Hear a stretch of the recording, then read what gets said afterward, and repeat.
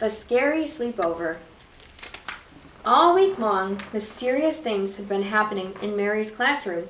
The children were painting and pasting, cutting and carving. Mary kept rattling a chain, and Jonas kept tapping his teeth.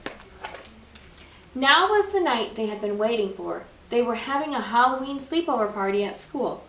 Mary and her friends brought in mattresses and blankets and pillows to make their beds. Then they all went to the sinks to brush their teeth. "Did you hear what Jonas said?" asked Sebastian. "He's not afraid of ghosts." Mary shook her head. "I am," she said, "but my father taught me a trick so I won't be afraid." "What kind of a trick?" Nicky asked. "One night, when I was too scared to fall asleep, he took me out on the balcony and gave me a star," Mary said. "A whole star?" asked Sebastian. "Yes, a special bright one. And whenever I feel afraid, I just have to think about my star. My father said it protects me and sends the darkness from my heart." He said that Grandma told him the same thing when he was a little boy. "And does it help?" asked Nicky. "Uh-huh." Mary's mouth was full of toothpaste.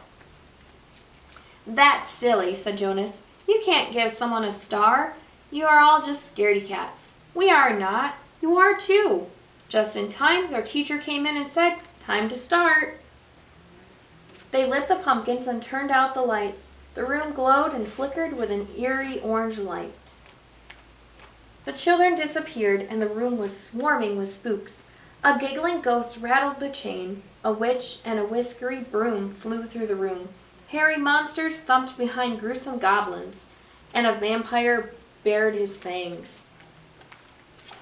Howl and yowl, shriek and scowl, whimper and whisper, the spooks danced through the room. It was a terrible sight. The vampire was so afraid he hid behind the teacher.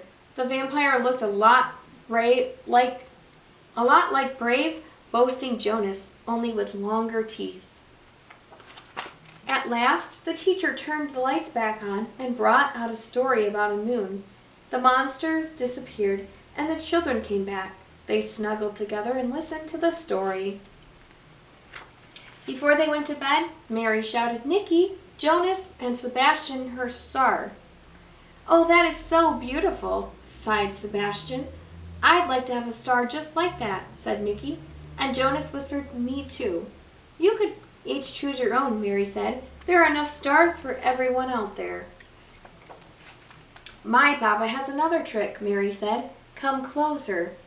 The children whispered a bit and then went to the teacher. When she heard what they had to say, she laughed and said, "Of course." Even though their stars were twinkling in the sky, protecting them, Mary and her friends were happy that out in the hallway, the lights stayed on all night.